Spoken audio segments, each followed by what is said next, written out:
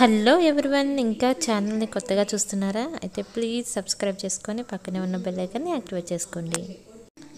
మహాలయ పక్షాలు. మరి మహాలయ పక్షాలు అనే పేరు ఎలా వచ్చింది, దీని వెనుక ఉన్నటువంటి కథ ఏమిటో ఇప్పుడు చూద్దాము. దానశీలిగా పేరు పొందినటువంటి కర్ణుడు తన మరణానంతరం స్వర్గానికి వెళ్తూ ఉన్నాడట. అతనికి వెళ్ళే దారిలో చాలా దాహం వేసింది, చాలా ఆకలి వేసింది. అయితే అతను వెళ్ళే దారిలో కొంచెం ముందుకు నడుస్తూ ఉండగా ఒక పండ్ల తోట, ఒక పండు చెట్టు కనిపించింది. దాని దగ్గరికి వెళ్ళి ఒక పండును కోసుకొని తిందాం కదా అని చేతిలోకి తీసుకునేసరికి ఆ పండు కాస్త బంగారు పండులాగా అయిపోయిందట.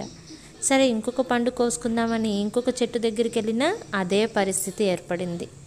ఇలా తనకు ఈ సంఘటన ఎదురయ్యేసరికి సరే దాహమన్నా తీర్చుకుందాం కదా అనేసి ఒక సెలయేరు కనిపిస్తే అక్కడికి వెళ్ళి దోసిట్లోకి నీరు తీసుకొని తాగబోతుండగా ఆ నీరు కాస్త బంగారం అయిపోయినాయి. సరే, ఇలా కాదు, స్వర్గానికి వెళితే ఏదైనా దొరుకుతుందేమో చూద్దాము అని స్వర్గానికి వెళ్ళినా కూడా ఇదే పరిస్థితి ఏర్పడుతుంది. ఎందుకు ఇలా జరుగుతుంది, నేను ఎంతో దానాలు చేశాను అని చెప్పి విచారిస్తూ ఉంటాడు. ఇంతలో ఒక అశరీరవాణి పలుకుతుందట. ఏమని? దానశీలి అయినటువంటి ఓ కర్ణ, నువ్వు చేతికి ఎముక లేకుండా ఎన్నో దానాలు చేశావు, కానీ అవన్నీ బంగారంగా, డబ్బుగా, వెండిగా ఇలా చేసావే, కానీ ఎవరికైనా సరే ఆకలితో ఉన్నవారికి భోజనం పెట్టావా? ఎవరికైనా సరే ఆకలి బాధను తీర్చావా అని అడుగుతుందట ఆ శరీరవాణి. ఇక వెంటనే కర్ణుడు తన తండ్రి అయినటువంటి సూర్యభగవాన్ని ప్రార్థిస్తాడు. అప్పుడు సూర్యభగవానుడి యొక్క కోరిక మేరకు ఇంద్రుడు కర్ణుడికి ఒక అవకాశాన్ని ఇస్తాడు.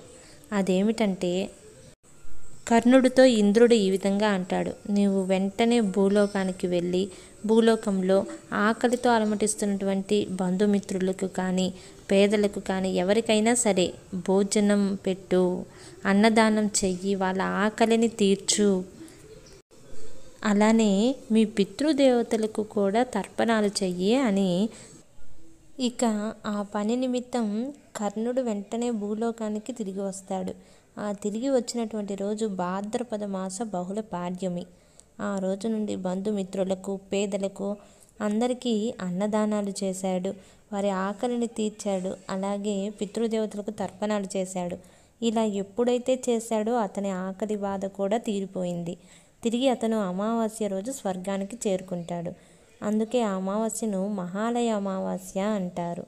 అందుకే ఈ పక్షం రోజులను మహాలయ పక్షాలుగా జరుపుకుంటారు.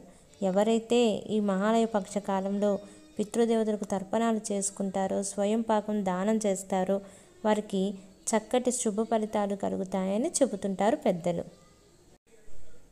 Thank you for watching. Next వీడియోలో మళ్ళీ కలుద్దాం.